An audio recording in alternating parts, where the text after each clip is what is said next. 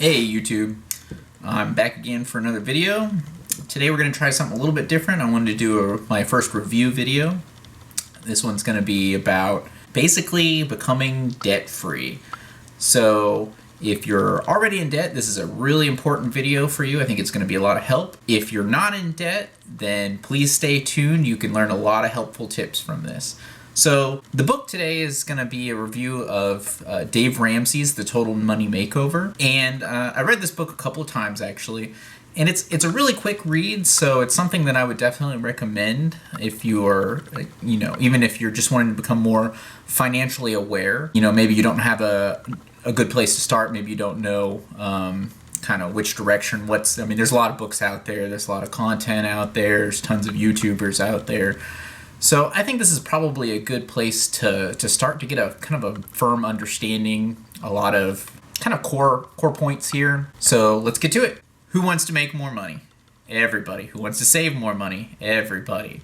If you were like me when I was much younger, I had a bad habit of not only not tracking my money, but I used to calculate how many different things I could spend before I would overdraft. And so I would only get slammed with one overdraft fee. It was that bad. This book has a 7-step process, what Dave Ramsey likes to call his 7 baby step process to becoming not only debt-free, but to help prevent yourself from ever falling back into debt. The 3 main important ones, especially if you're in debt right now, are the first 3 steps. Number 1 is to start an emergency fund. This is just a starter emergency fund, and I'll explain more on that later. It's just $1,000 emergency fund, and it's literally, as the name says, strictly for emergencies. And what do I mean by emergencies? That's going to be you get a flat tire or something along those lines, that it's going to be within that $1,000 range that you don't want to pay credit on, you don't want to, have to take out any loans, you don't want it to affect you and what else you're doing. Because this is, like I said, it's a multi-step process, and this is just basically a starter cushion to kind of help prevent you from falling back into debt. And that's the idea here. So what Dave Ramsey presses on in the book is that you put all your efforts into building this $1,000 fund as quickly as possible. And what I mean by that is, you either just save up, get a second job, sell some stuff off, really cut back on your budgeting and spending just to get this $1,000 of liquid cash. And you can either have it physically in cash or just have it in a savings account that you're not touching.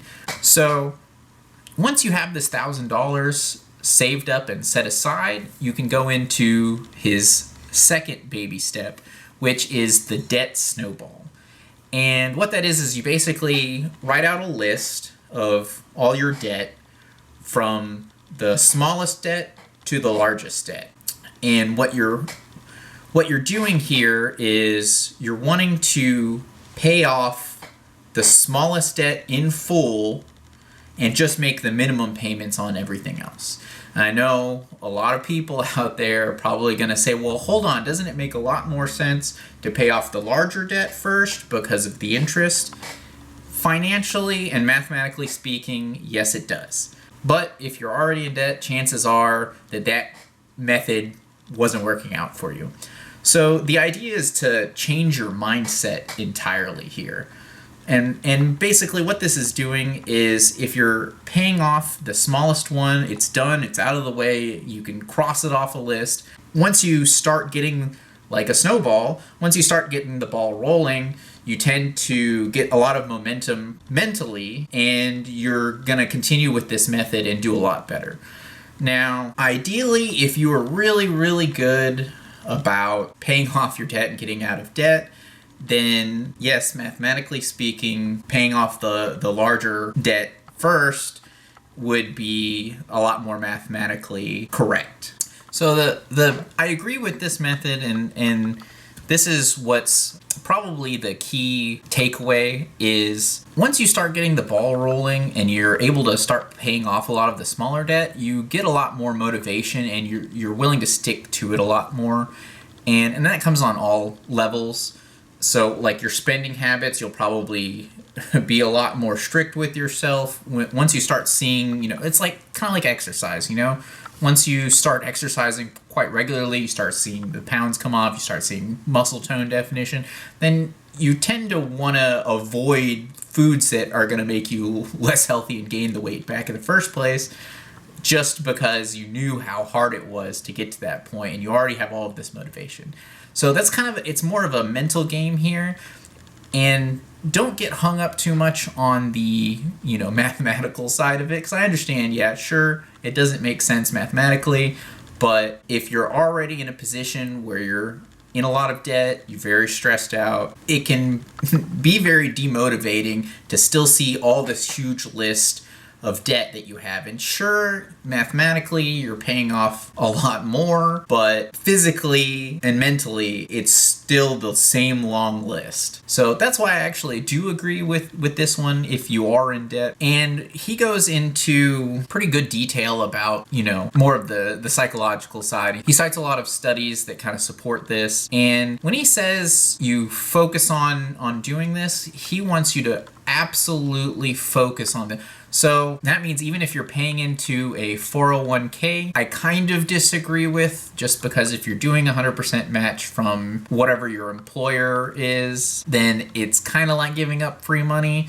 But it kind of goes along with the same lines of paying off the smallest debt first. Mathematically speaking, it doesn't really make sense, but the mental aspect of it is really, really big. So that one I'm kind of on the fence, but I would say that if you're really lost and you're really in debt, I would probably follow along with not contributing to the 401k until you have all your debt paid off. And that also means credit cards. He goes over a point of basically canceling and even shredding or cutting up your credit cards entirely. And essentially, he goes over a really big point about never getting credit cards, and they're the bane of everyone's existence, and they're evil. And if you're in this position and you're already in debt, I would agree with that. Another point on the second baby step process is it kind of goes back to the first one. So if something does happen and you find yourself using your $1,000 emergency fund, then it's very important that you go back and replenish that in case you have another emergency and whatever you have left over can't cover it. So it's a good idea that if anything does happen and you do find yourself having to use it, that you basically completely stop what you're doing and focus completely on going back over to replenishing that emergency fund as soon as you can, and then basically picking back up on baby step 2 where you left off. And that brings us to baby step 3, which is kind of what I did in the beginning. I actually kind of started off here because I didn't have any debt, and if you don't currently have any debt, this is kind of where you would also start. Having the immediate cushion of $1,000 just kind of helps your mind. It gives you a good place to start, kind of helps your mind kind of settle. But if you're able to and you have steady source of income and you don't have any current debt of any type, then this is probably the place that you would be starting. So baby step 3 is to hit that like button if you haven't already. No, for real.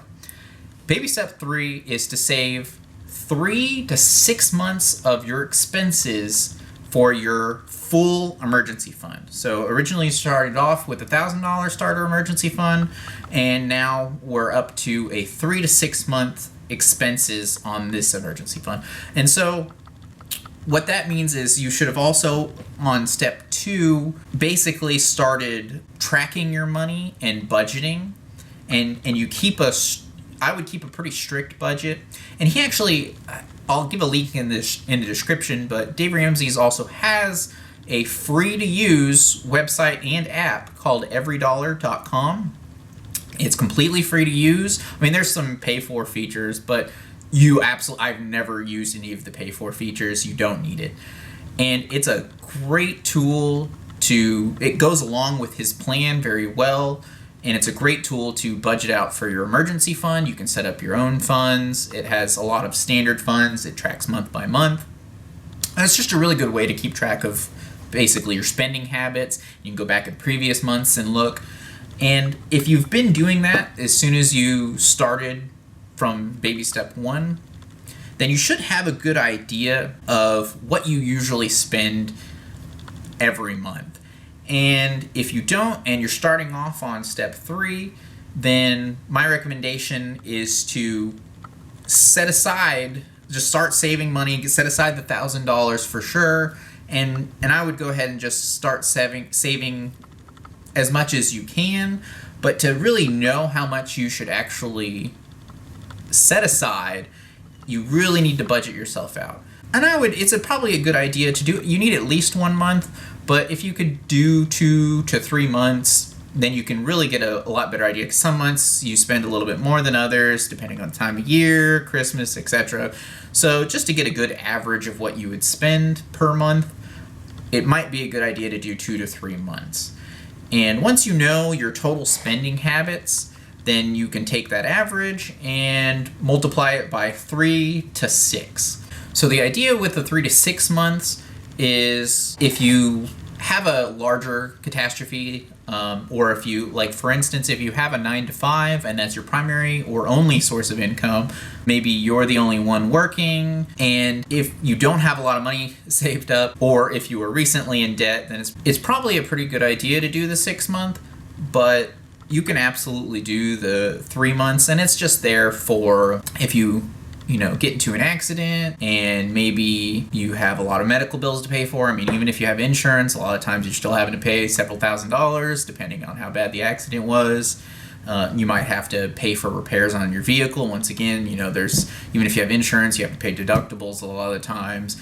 I mean, who knows what the situation is. You might have to find yourself buying a new car. You don't know what's going to happen. And if you have a good solid 3 to 6 month emergency fund set aside, then even if you lose your job and you have to pay all these medical bills, ideally it's supposed to cover all of that until you can get back on your feet again.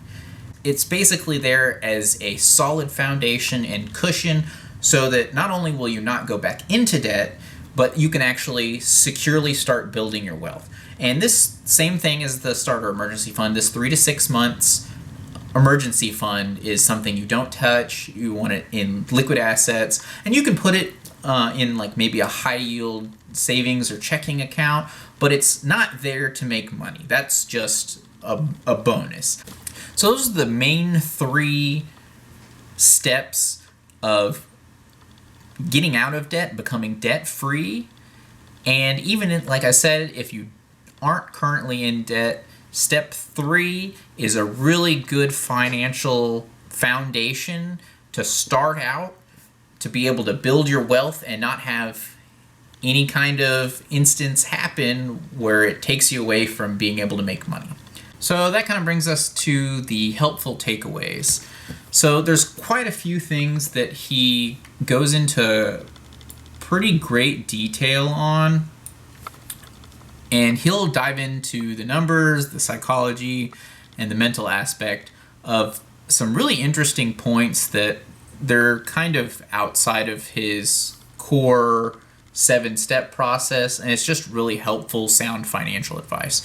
And he goes into a pretty good detail on, some different examples and different ways to be able to kind of cut back and save there. And the last helpful takeaway is to hit that like button if you haven't already. I'm serious, I'll wait.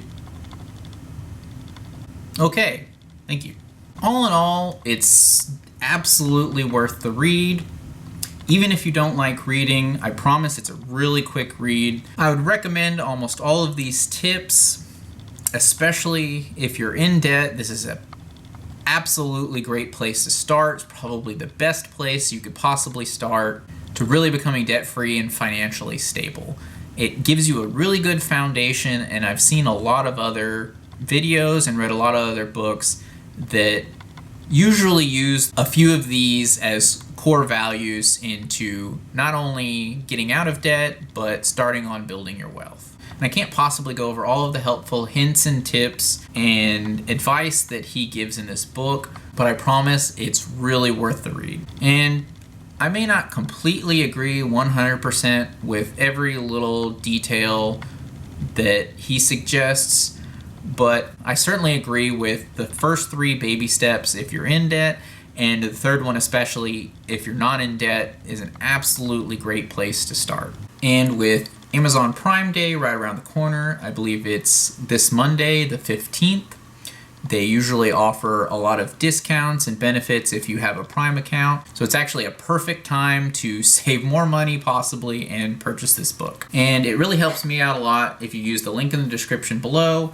to purchase this book. And another thing that really helps me out is if you made it this far and you liked the video and you want to see more like it, then smash that like button, subscribe, and turn on the notification bell so you can be notified of future videos. Also, let me know in the comment section down below which one of the 3 baby steps that I went over is your favorite and when you're going to start saving for your own financial freedom.